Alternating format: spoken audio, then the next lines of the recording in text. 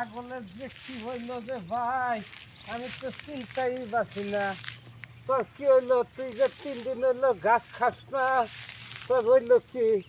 ওই নাতি সেরাটা কইলাম যে তুই আমার ডাক্তারখানায় যাইয়া ওষুধ বেচা ছাগল কিনা আনে।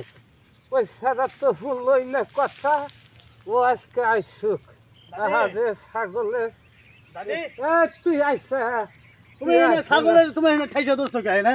ছাগলটা মোর ভরা এনে যে তুমি ঠাইসা ধরছাও। ছাগল কি করতাছ? পয়সা ধরছি, ছাগল নেওয়ার অসুখ হয়েছে, তোর যে কইছি যে ওষুধ নিয়েছে, তুই ওষুধ আনছা। তো অসুখ হচ্ছে তো তুমি ঠাইসা ধরে ঘাস খিলাইলে ঘাস খাইবো?